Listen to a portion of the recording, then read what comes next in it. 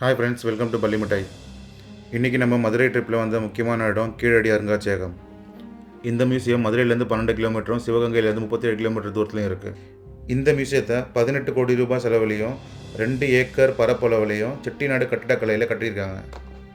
March 5, 2023 அப்போது தமிழக முதல்வர் மு.க.ஸ்டாலின் அவர்கள் இதை திறந்து வச்சுருக்காங்க. இந்த மியூசியத்தை பற்றி பார்க்குறதுக்கு முன்னாடி இந்த இடத்தோட கிளீன்னஸ், அட்மாஸ்ஃபியர், மெயின்டெனன்ஸ் இதை பற்றி கண்டிப்பாக நம்ம பார்த்தே ஆகணும். இது எல்லாமே டாப் நாச்சாக இருந்தது. நாங்கள் போன அன்றைக்கி மழை பெய்கிற மாதிரி இருந்ததுனால இந்த இடமே ரொம்ப ப்ளசண்ட்டாக இருந்தது. வாங்க நம்ம வீடியோக்குள்ளே போவோம். உள்ளே போனோடனே தமிழ்நாட்டில் இருக்க இம்பார்ட்டன்ட் ஆர்கியாலஜிக்கல் சைட் எல்லாத்தையும் ஒரு மேப்பில் காமிச்சிருந்தாங்க. அதையெல்லாம் வேடிக்கை பார்த்துட்டு இந்த பக்கம் திரும்பினா கம்ப்யூட்டர் ஸ்க்ரீன் ஒன்று இருந்தது. அந்த ஸ்க்ரீனில் தமிழ்நாட்டில் இருக்க முக்கியமான ஆர்கியாலஜிக்கல் சைட்டை மேப் வடிவில் கொடுத்துருந்தாங்க. நம்ம என்ன சைட்டை டச் பண்ணுறோமோ அந்த சைட்டை பற்றி ஒரு சின்ன ரைட்டப்பும் கொடுத்துருந்தாங்க. கீழடி, கொந்தகை, அகரம், மணலூர் இந்த இடத்துலேருந்து கொண்டு வரப்பட்ட பொருட்கள்லாம் இந்த இடத்துல வச்சுருக்காங்க. வைகை ஆத்தோரமாக இருக்க எல்லா இம்பார்ட்டன்ட் ஆர்கியாலஜிக்கல் ஸ்பாட்டையும் இந்த இடத்துல டிஸ்பிளே பண்ணியிருந்தாங்க.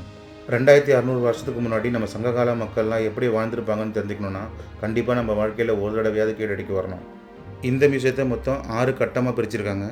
இங்கே அகழ்வாராய்ச்சி பண்ணும்போது கிடைக்கப்பட்ட பொருட்கள்லாம் காட்சிக்கு வச்சுருக்காங்க.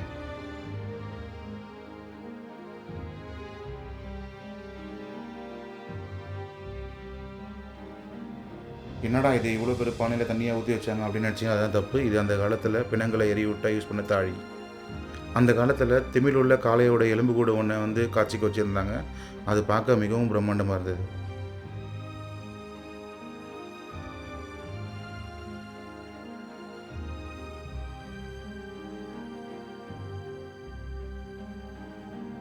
அடுத்து அந்த காலத்தில் யூஸ் பண்ண இரும்பு பொருட்களை காட்சிக்கு வச்சுருந்தாங்க. கத்தி, குருவால், வாள் இதெல்லாம் அந்த காலத்தில் எப்படி இருந்தது நம்மளால் பார்க்க முடிஞ்சுது.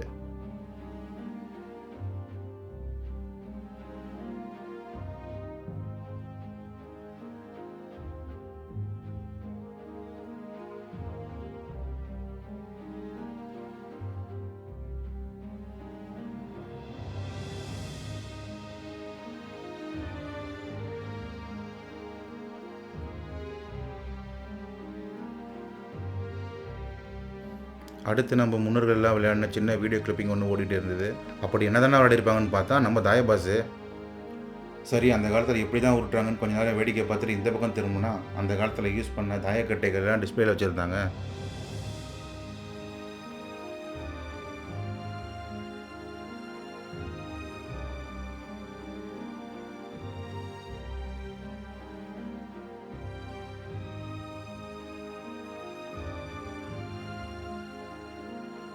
இதையெல்லாம் பார்த்து முடிச்சுட்டு நம்ம அடுத்தது போன செக்ஷன் கடல் வழி வணிகம். உள்ளே போய் பார்த்தா என்ட்ரன்ஸ்லேயே ஒரு பெரிய கப்பல் வச்சுருந்தாங்க. அந்த காலத்தில் கப்பல்லாம் இப்படி தான் இருக்குமோ என்னமோ. சரி, நம்ம கப்பல்லாம் சுற்ற முடியல, கப்பலையாவது சுற்றுவோம்னு சொல்லிட்டு சுற்றிட்டு மாடிக்கு போயிட்டோம்.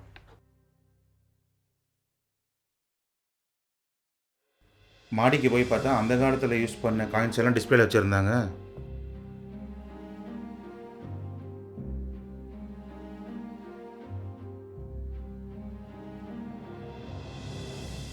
அடுத்து அந்த காலத்து மக்கள் யூஸ் பண்ண செப்பு பொருட்களை நம்ம பார்வைக்கு வச்சுருந்தாங்க. அதெல்லாம் பார்க்குறதுக்கு ரொம்ப வியப்பாக இருந்தது.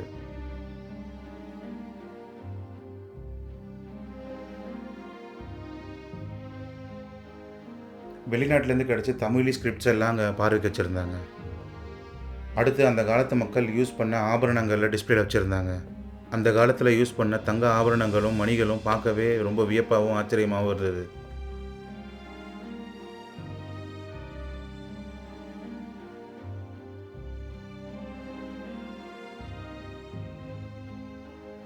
அடுத்து நம்ம பார்க்க போகிறது அந்த காலத்து மக்களோட வாழ்வியலோட தொடர்புடைய மண்பாண்ட தொழில். இந்த இடத்துல அந்த காலத்து மக்கள் எந்த மாதிரியான மண்பாண்டங்களை யூஸ் பண்ணாங்கன்னு காட்சிப்படுத்தியிருக்காங்க. இந்த மியூசியமில் வச்சுருக்க மண்பாண்டங்கள் எல்லாமே கீழடி மற்றும் சுற்று வட்டார பகுதியிலேருந்து எடுத்ததுன்னு சொல்கிறாங்க. இந்த மண்பாண்டங்களை கீழடியில் இருக்க மண் மாதிரியோட ஒப்பிட்டு இதை உண்மைன்னு சொல்லியிருக்காங்க.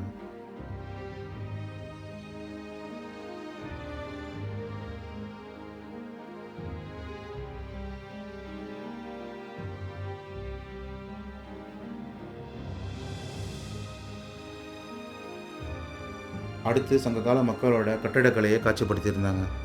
கட்டடக்கலையை 8ஆக பிரித்து அங்கே குறிப்புகளோட தெளிவுபடுத்தியிருந்தாங்க.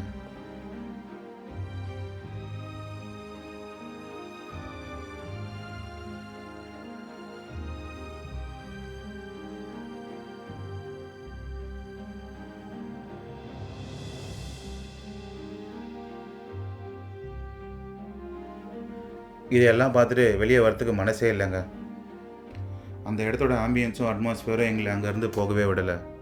உள்ளேயே ஒரு சின்ன கேஃபடேரியா செட்டப் இருக்கும். அங்கே உங்களுக்கு தேவையான டீ, காஃபி வாங்கி குடிச்சிக்கலாம்.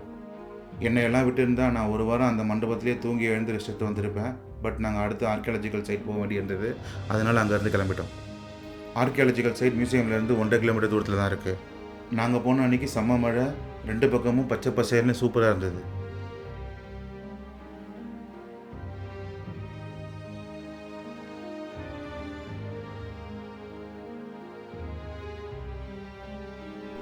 நாங்கள் எதிர்பார்த்து போனது கீழடின்றது பெரிய சைட்டாக இருக்கும்னு. பட் அங்கே போய் பார்த்தா அது ரொம்ப சின்னதாக இருந்தது. வட சென்னை படத்தில் வர ராஜன் சொல்கிற மாதிரி அவ்வளோ பெரிய கப்பலை நிறுத்தது நம்ம தோண்ட ஆங்கர் தான். இந்த 8 பள்ளம் நம்ம இந்தியாவே நம்மளை திரும்பி பார்க்க வச்சுருக்குன்னா, இன்னும் ஒரு 8 பள்ளம் சேர்த்து தோண்டினா உலகமே நம்மளை திரும்பி பார்க்க வச்சுருக்கும் போல்.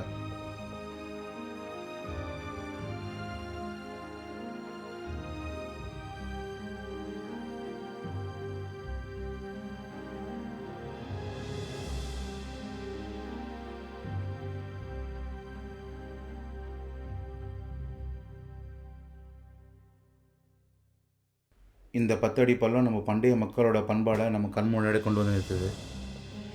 இந்த வரலாற்று சிறப்புமிக்க பொக்கிஷத்தை போற்றி பாதுகாப்போம்.